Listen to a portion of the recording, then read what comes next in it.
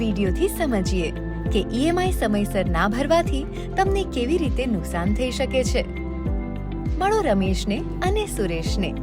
બંનેએ 1 લાખ રૂપિયાની લોન લીધી છે 1 વર્ષની મુદત માટે.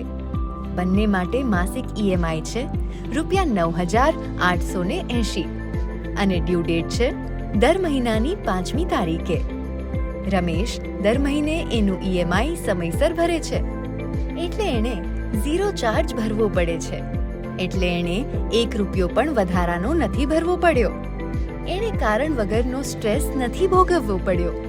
ના ક્રેડિટ સ્કોરની અસર થઈ, ના કોઈ લીગલ કેસની ચિંતા, ના કોર્ટના ધક્કા કે કોઈ વકીલ ફી, ના એણે નવી લોન લેવામાં તકલીફ પડી.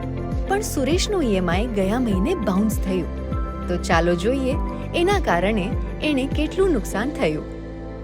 સુરેશને તેના ઈએમઆઈ પર DS ઇન્ટિગ્રેટેડ ફિનસેક દ્વારા 590નો બાઉન્સ ચાર્જ લાગ્યો અને તેનો ઈએમઆઈ પેમેન્ટ પણ ઓટો ડેબિટ માટે બીજી બેંક સાથે લિંક થયો હતો. એટલે એ બેંકનો ચાર્જ પણ લાગી ગયો.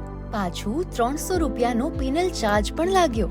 એટલે જો દર મહિને આવું ચાલતું રહ્યું તો 1 વર્ષમાં સુરેશ 10,680 તો ફક્ત ચાર્જમાંના જ વેસ્ટ કરશે. એટલે કે લોનની પૂરી રકમના લગભગ 10% એને એક્સ્ટ્રા ભરવા પડશે. સુરેશના વધારે પૈસા બરબાદ થઈ રહ્યા છે ફક્ત ઈએમઆઈ મોડું ભરવાને કારણે. તમે પણ તમારી મહેનતની કમાઈ બરબાદ ના કરો. તમારું આગામી ઈએમઆઈ સમય પર ભરો, કોઈ પણ એક્સ્ટ્રા ચાર્જ વગર.